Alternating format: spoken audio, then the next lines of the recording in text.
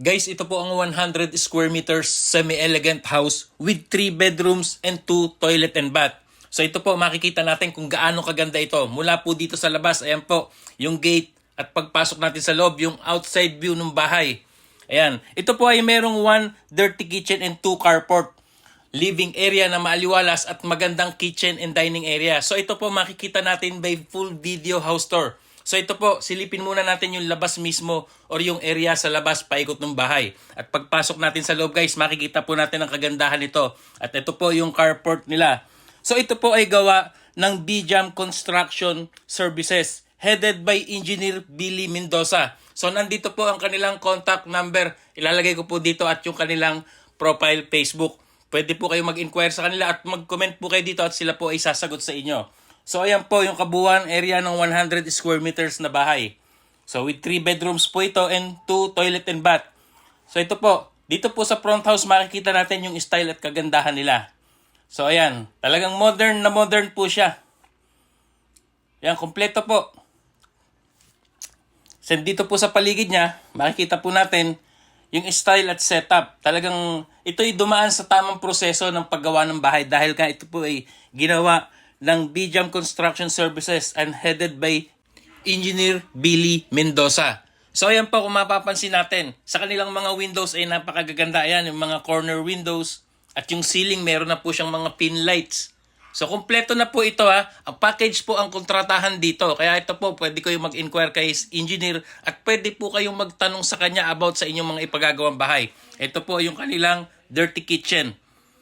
So nasa side po yan. And then ito nga po, papasok na po tayo sa loob ng bahay. Pinakita lamang natin yung palibot ng bahay para nakita nyo yung kagandahan at setup nito. So dito naman sa loob, makikita po natin ay talagang panalo. So ito po yung sala. Ayan guys, napakaganda. Kitang-kita nyo, kompleto na po. Ayan, with cove ceiling designs, malinis, fully tiles, maaliwalas, quality sa madaling salita. So guys, ito naman ang ating bisitahin, ang kanilang first room or master's bedroom. So ito po, pagpasok kagad natin dito, ang makikita natin ang kanilang cove ceiling design, ayan, at maaliwalas na area. Ayan, with built-in cabinet na po yan. Ayan, nandyan na po.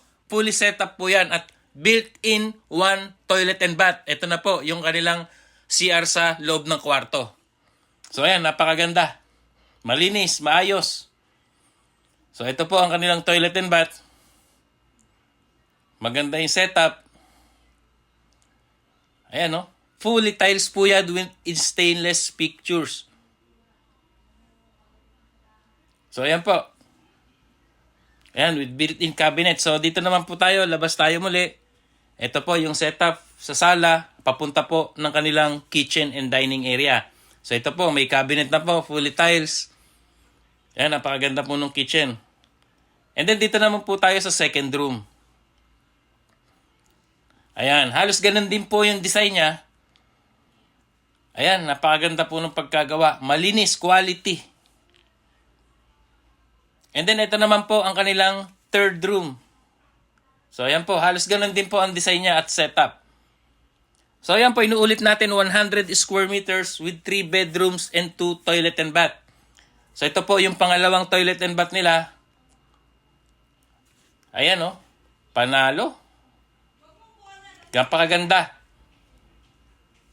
So ayan po guys, makita nyo.